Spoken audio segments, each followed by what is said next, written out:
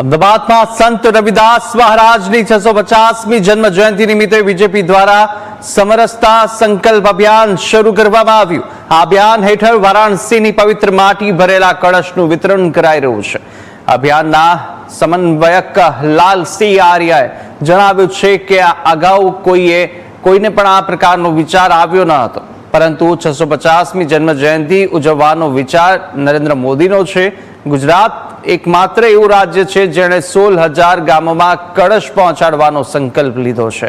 આ પ્રસંગે પ્રદેશ અધ્યક્ષ જગદીશ વિશ્વકર્માએ પૂર્વ પ્રધાનમંત્રી અટલજીને તેમની પુણ્યતિથિ પર વંદન કર્યા હતા।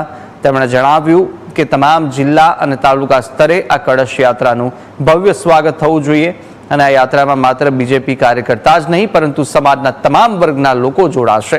કળશમાં રહેલી વારાણસીની પવિત્ર માટી મંદિરોમાં અર્પણ કરવામાં આવે અને સંત રવિદાસના મતે મંદિરની ભવ્યતા કરતા હૃદયની પવિત્રતા વધુ મહત્વની છે તેવો સમરસતાનો સંદેશ આ અભિયાન થકી ગામો ગામ પહોંચાડવામાં આવશે। અહીંથી જ બધા કળશ એ વિતરણ થવાના છે।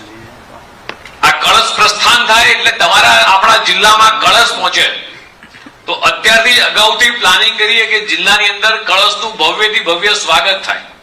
ઢોલ નગારા સાથે દીકરીઓ માથે કળશ મૂકીને આવી હોય, દીકરીઓ કળશે ચાલના કરે, સાધુ સંતો મહાત્માઓ સામાજિક શ્રેષ્ઠીઓ આ બધા જ લોકો કળશને આવકારે।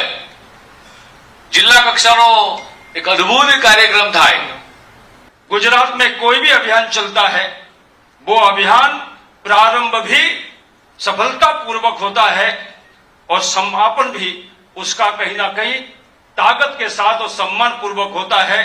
संत रविदास जी की इस कर्म भूमि पर गुजरात में ये अभियान नीचे गांव तक पहुंचेगा और गांव में जितने हमारे संत हैं उनको हमें जोड़ना है। जिले पर जो कार्यक्रम होंगे मंचों पे संतों को बुलाना है, मंडल पे जो कार्यक्रम होंगे संतों को बुलाना है। संत केवल रविदास के नहीं बल्कि सभी संप्रदाय के संतों को हमें मंच पर बुलाकर संत रविदास जी के विचारों से ओत प्रोत कराते हुए उनका आशीर्वाद लेते हुए आगे बढ़ना है। मुझे